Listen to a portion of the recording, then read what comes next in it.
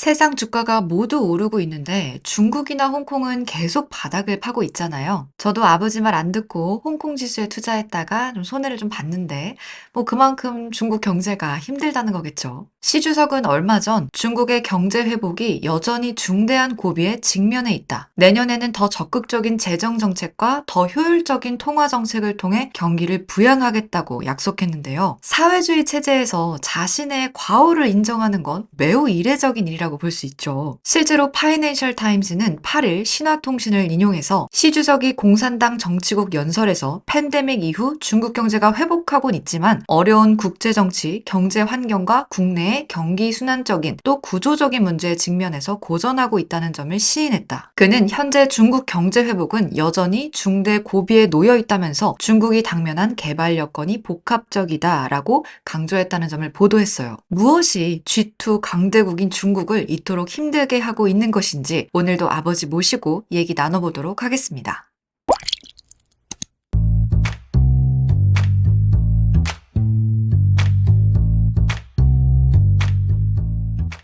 아버지, 중국이 그동안 이 경기 침체로부터 탈피하려는 노력이 없었던 건 아니잖아요. 중국인민은행이 기준금리를 내리고 또 중앙정부는 1조 위안 국채를 발행하기로 하는 등 통화정책이나 재정정책을 같이 병행했었어요. 그렇긴 하지만 원인 치료가 되지 않았기 때문에 그 효과는 거의 없었어. 이 중국 경제 고충의 원인은 지금 디리스킹이거든. 중국 경제에서 생산되던 공산품이 인도와 멕시코 등으로 이전되고 있기 때문에 그 많은 공장에서 일하던 사람들이 실직하고 경제가 침체에 빠지기 시작한 거야. 그러니까 이 문제가 해결되지 않는다면 경기 침체에서 벗어나기는 어려워. 중국 정치국 회의에서도 아주 흥미로운 발표를 하나 했어요. 정부가 적극적인 재정 정책과 신중한 통화 정책을 계속해서 펼치도록 내년 경제 정책을 논의하는 자리를 마련하겠다. 중앙 정부가 재정 정책의 질과 효율성을 높이는 한편 통화 정책은 유연하고 적절하며 정확하고 효과적이어야 하는데 이를 위해서는 프로파간다와 여론 지침을 강화하는 것이 필요하다고 발표를 했어요. 아예 대놓고 프로파간다와 여론 지침을 강화해야 한다고 주장하는 점이 참 재밌어. 오죽하면 중국 국가통계국은 청년 실업이 치솟자 아예 올 들어서 청년 실업 통계를 더 이상 발표하지 않고 있어. 그러니까 이 프로파간다라는 게 통계를 통한 거짓말이나 또 상황 호도를 해서라도 분위기를 띄워야 한다는 주장을 한 거잖아요. 그렇지. 하지만 아무리 프로파간다를 강화한다고 하더라도 근본 치료가 되지 않는다면 뭐 아무런 소용이 없는 거야. 앞서 말했듯이 중국 경제가 지금 고통을 받고 있는 근본적 원인은 미국이 강력한 디리스킹이야. 이에 대한 원인 치료 뭐가 있겠냐? 두 개밖에 없잖아. 미국이 다시 중국의 공산품을 구매하도록 설득하던가 아니면 미국 이외의 대체 시장을 개발하는 거겠지. 대체 시장이라면 미국에 버금갈 수 있는 시장은 유럽밖에는 지금 방법이 없을 거야. 안 그래도 지난 7일 중국과 EU 간의 정상회담이 있었어요. 2019년 현 유럽연합 집행부가 출범한 뒤로 각 정상이 따로 중국은 방문한 적은 있지만 집행부 수장 전체가 방중을 해서 대면 회담을 하는 건 이번이 처음이었기 때문에 기대감이 굉장히 클 수밖에 없었는데요. 하지만 그것마저도 별 성과 없이 막을 내렸죠. 중국 중앙TV에 따르면 시진핑 주석은 7일 오전 베이징 갸오위타이 국빈관에서 EU 정상회의 상임위장 그리고 EU 집행위원과 정상회담을 가졌는데요. 시 주석은 모두 발언을 통해서 중국과 유럽은 상호 이익과 협력의 동반자가 돼야 한다. 양측의 정치적 신뢰를 지속적으로 높이고 전략적 합의를 모으며 이해관계를 공고히 해야 한다. 중국과 유럽은 다극화를 진전시키는 두 개의 주요 세력, 세계화를 지지하는 두 개의 주요 시장, 다양성을 옹호하는 두 개의 주요 문명이며 세계 평화와 번영에 중국과 유럽의 관계의 안정은 필수적이다라고 강조를 했어요. 하지만 EU의 지도부는 시작부터 과도한 대중국 무역 적자를 언급하면서 중국산 전기차 배터리에 대한 정부의 보조금 등을 문제로 삼았죠. 맞아. 실제로 지난해 EU 대중국 무역 적자는 4천억 유로로 사상 최대치를 또다시 경신했고 일부 품목 같은 경우에는 중국에 대한 의존도가 90%에 달하고 있어. EU는 중국이 내수 부진으로 경제 회복을 위해 수출 드라이브를 강화할 때마다 유럽의 핵심적인 산업과 노동자들이 위협받을 수 있다고 주장을 했단 말이지. 실제로 최근 대대적으로 중국의 전기차 보조금 조세에 나섰고 중국 기업들의 과잉 생산과 수출에 따른 반덤핑 의혹을 조사하기 시작한 바 있어. 하지만 이 EU 측의 주장에 대해서 중국 측은 EU의 중국 미국산 전기차 배터리 보조금 조사는 전형적인 보호무역주의 행태다. EU가 중국에 대한 첨단 기술 제품 수출을 제약하는 것이 더 비합리적인 행보다라고 반박을 했어요. 뭐 중국도 할 말은 있겠지. 전형적인 보호무역이다라고 주장한 것은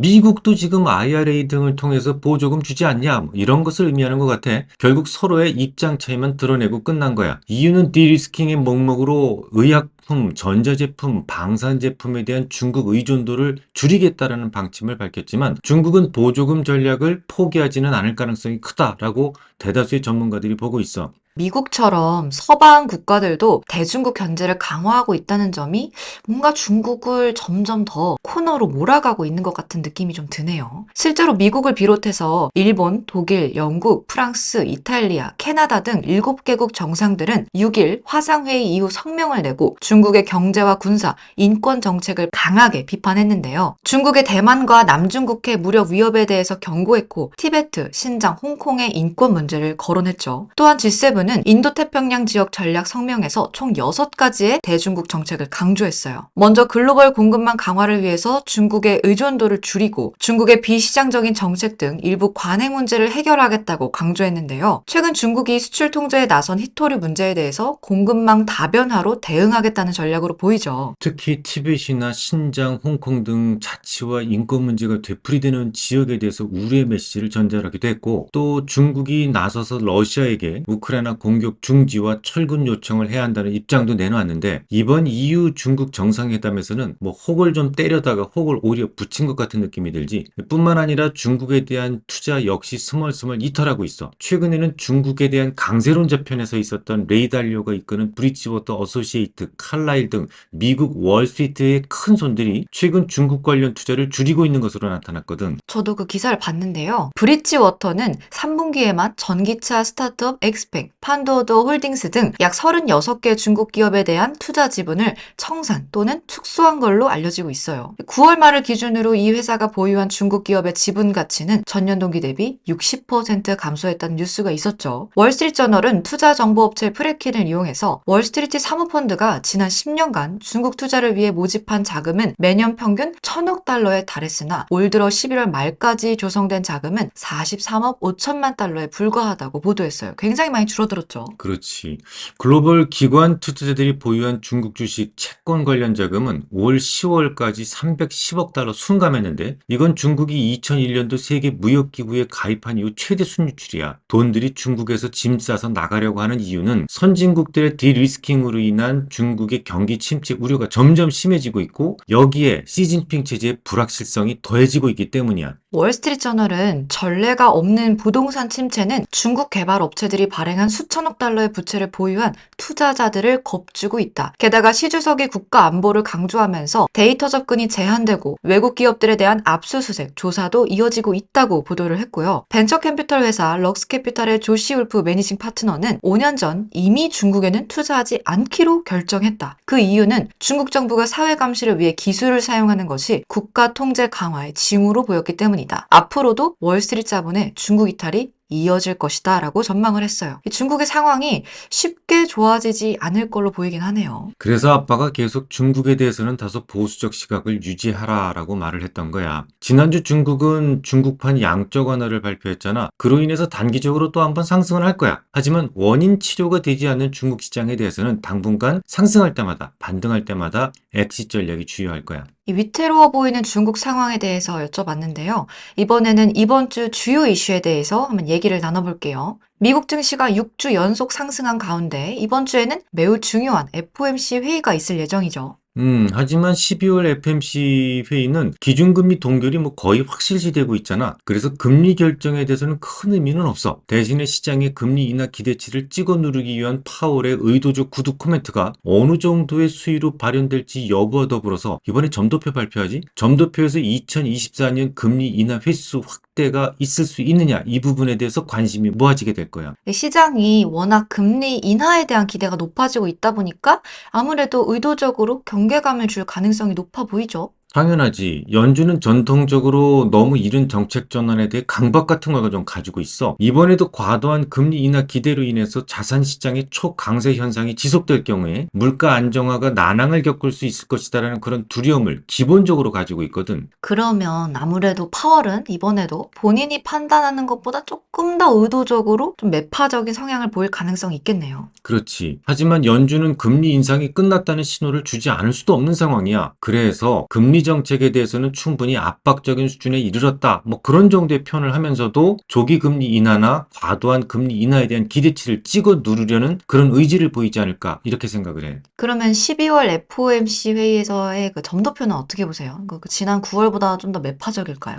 그렇진 않을 것 같은데 이미 연준 의원들도 금리 인상이 거의 끝났다고 믿고 있는 데다가 지난 3분기보다 4분기 들어서 경기 둔화 그리고 유가 하락세도 좀 두드러지게 진행되고 있었잖아. 다만 최근 연준 관계자들이 계속해서 비둘기파적 발언을 했었기 때문에 시장은 금리 인상 종류는 물론 금리 인하 확대 가능성까지 반영하기 시작했어. 그래서 이 부분에 대해서 다소 실망이 생길 수는 있을 것 같아. 예를 들어서 9월 점도표에서 2024년 두 차례 정도 금리 인하를 반영했었잖아. 하지만 현재 시장은 총 5번 정도의 금리 인하 가능성을 이미 반영시키고 있거든. 12월 점도표에서는 이 2024년 금리 인하 횟수가 증가한다고 하더라도 이미 5번까지 선 반영되고 있는 시장에 미치는 영향은 지극히 제한적일 것이다 라고 볼 수 있겠지. 아, 그렇다면 이번 FOMC 회의가 시장에 막 그렇게 적극적인 호재로 작용하기는 어찌됐건 쉽지 않을 거라는 말씀이네요. 그렇게 보고 있어. 오히려 시장과 연준의 심리적 괴리가 확인되면서 금리는 다시 반등을 줄 가능성이 높기 때문에 시장에 대한 경계감은 계속해서 가지고 있어야 돼. 오늘 얘기는 좀 많이 길었죠. 세계적으로 코너에 몰린 중국에 대한 이야기, 그리고 이번 주 주요 이슈인 FOMC 회의가 생각만큼 시장에 크게 호재로 작용하지는 못할 거라는 이야기까지 함께 나눠봤습니다. 그럼 오늘도 유익한 시간 되셨길 바라고요. 다음 시간에도 유익한 이야기 나누고 싶으시다면 좋아요, 구독, 댓글, 알람까지 아시죠? 그럼 안녕!